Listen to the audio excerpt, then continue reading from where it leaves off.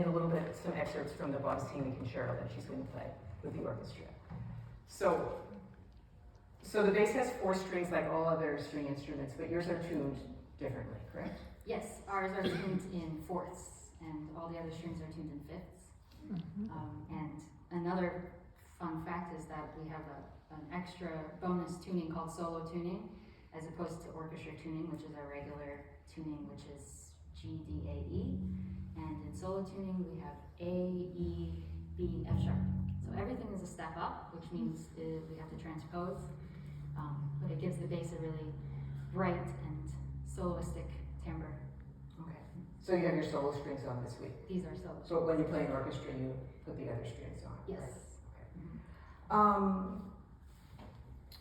So when you play a violin, obviously there's not much distance from one note to the next on the neck of your fingerboard, but for the bass, there is a big distance. So if you would just play maybe like a scale or anything, and people can see how far your fingers up here have to move. Okay, so I'm gonna play a G major scale. Okay, go Which slow. sounded like an A major scale.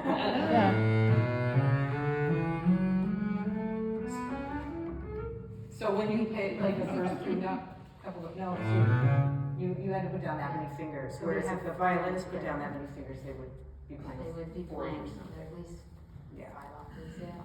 And then when we hear you play Bottesini, we're going to notice that you're going to be playing a lot more down here, right? Yes, higher. Higher. Yeah. And then your fingers get closer together. Yeah. Okay. So Bottesini was a great 19th century bass player, and he really knew how to write for your instrument.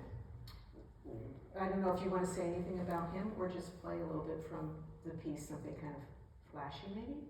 Yeah, well, we had talked about how, because Bottesini was a great bass player, that he knew how to write for the instrument and knew how to make the instrument sound not like it was under these restrictions where the notes are so far apart, and how can you possibly play a concerto like that? So he utilizes harmonics on the bass, which are give the effect of being able to hit a lot more notes than we normally would, because we can use a harmonic as a regular note. And on the bass, harmonics sound just like a regular note, so there's not much of a difference. So you can, and the good thing is your finger doesn't really have to be right over the note. So it's kind of a cheat code to playing the bass. So anyways, this is the beginning of the last movement, which you'll notice the harmonics.